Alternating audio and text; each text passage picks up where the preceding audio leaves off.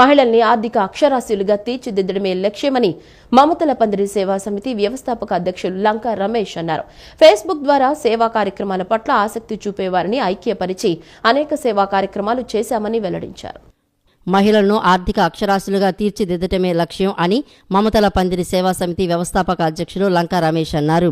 స్థానిక వీరవల్లి గ్రామంలో మమతల పందిరి సేవా సమితిలో కుట్టు మిషన్ నేర్చుకునే నారీశక్తి మహిళలను ఆర్థిక అక్షరాస్యులుగా తీర్చిదిద్దటమే లక్ష్యంగా రిజర్వ్ బ్యాంక్ ఆఫ్ ఇండియా తరపున సొసైటీ ఫర్ సోషల్ ట్రాన్స్ఫర్మేషన్ సంస్థ ద్వారా అవగాహన కల్పించడం జరిగింది.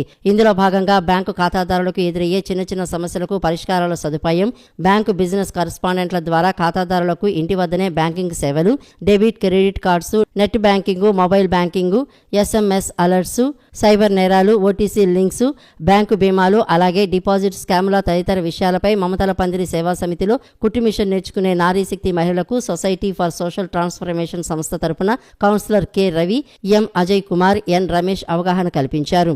అలాగే మహిళలకు జీవన ఉపాధి కల్పిస్తూ 10 మందికి ఉపయోగపడే ఉపాధి నైపుణ్య శిక్షణ కార్యక్రమాలు నిర్వహిస్తున్నందుకు మమతల పందిరి సేవా సమితి వ్యవస్థాపక అధ్యక్షులు లంకా రమేష్ ను ప్రత్యేకంగా అభినందించారు.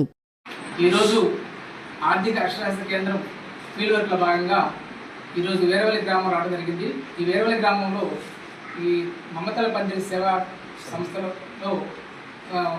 కొంతమంది ఈ సంస్థ ద్వారా మరి కుట్టు శిక్షణ కేంద్రం పొందుతున్నట్టుగా మాకు తెలిసింది. తెలిసిన తర్వాత నేను ఇక్కడ రావడం జరిగినప్పుడు మరి ఇక్కడ ప్రెసిడెంట్ గారికి, ఆర్గనైజేషన్ ప్రెసిడెంట్ గారిని కలిసినప్పుడు మాకు సహకరించి ఈ